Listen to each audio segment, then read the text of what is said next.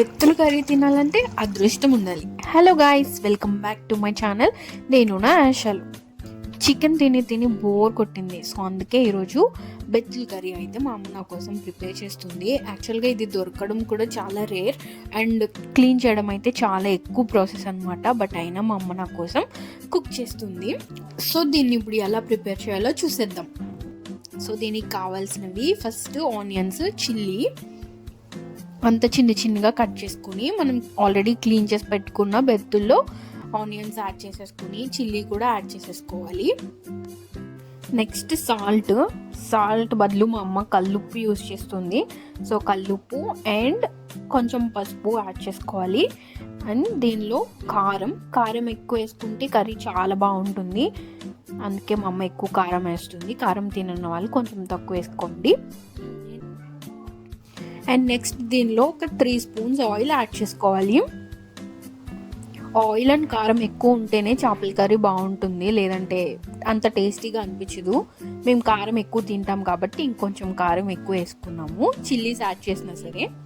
Next oil add చేసుకున్నాక దీని మొత్తాన్ని అలా చేత్తో నీట్గా అన్ని చేపలకి అంటుకునేలాగా కలిపేసుకోవాలన్నమాట. ఈ కర్రీ మనకి ఏ రెస్టారెంట్లోనూ అంత ఈజీగా దొరకదు. అందుకే ఈ కర్రీ తినాలంటే అదృష్టం ఉండాలి అని నా వీడియో స్టార్టింగ్లో చెప్పాను. నెక్స్ట్ దీనిలో చేపలు మునిగే వరకు ఒక గ్లాస్ వాటర్ వేసుకుని ఇప్పుడు దీన్ని స్టవ్ ఆన్ చేసి స్టవ్ మీద పెట్టాలన్నమాట. ఫస్ట్ ఆఫ్ ఆల్ దీన్ని గడ్డతో తిప్పకూడదు, అలా మొత్తం కలిసేలాగా మూత పెట్టేసి ఒక 10 మినిట్స్ వరకు కుక్ చేయాలి. ఈలోపు ఇంకొక చిన్న బౌల్లో ఇలా చింతపండుని తీసుకొని వాటర్ వేసి నానబెట్టాలన్నమాట. అదొక 10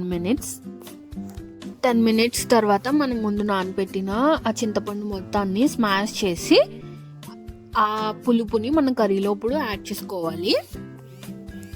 మూత తీయగానే ఆల్రెడీ స్మెల్ అయితే ఇక్కడ సూపర్గా వచ్చేస్తుంది. ఎప్పుడెప్పుడు తినాలని వెయిటింగ్ అన్నట్టు. ఇప్పుడు మన ఆ పులుపుని దానిలో ఉన్న చింతపండులో ఉన్న గింజలు ఆ చెత్త ఏం రాకుండా ఓన్లీ పులుపుని మాత్రం కర్రీలో వేసుకోవాలి. మళ్ళీ మనం గట్టు పెట్టకూడదు, ఇలాగా కలుపుకోవాలి, లేదంటే చిన్ని చేపలు కాబట్టి సపరేట్ అయిపోతాయి. నెక్స్ట్ మూత పెట్టేసి 10 మినిట్స్ కుక్ చేయాలి. అంతే గైస్, తర్వాత 10 మినిట్స్కి మన కర్రీ అయితే ఇలా ఉంటుంది. యమ్మీగా ఉంటుంది, ట్రస్ట్ మీ, చాలా బాగుంటుంది. దీనిలో మనం ఎక్స్ట్రా మసాలాస్ కానీ ఇంకేవి యాడ్ చేయకూడదు. యాడ్ చేస్తే మన ఈ బెత్తులకున్న ఒరిజినల్ ఫ్లేవర్ మిస్ అవుతాం కాబట్టి సింపుల్గా ఇలాగే కుక్ చేసుకోండి. లాస్ట్లో మాత్రం కొత్తిమీర యాడ్ చేయాలి. ఈ కర్రీని వేడి అన్నంలో వేసుకొని తింటే ఉంటుంది, సూపర్ ఉంటుంది. నెక్స్ట్ టైం మీరు కూడా ఈ కర్రీని ఇలా ట్రై చేసి చూడండి. You will definitely love it. Thank you for watching. Till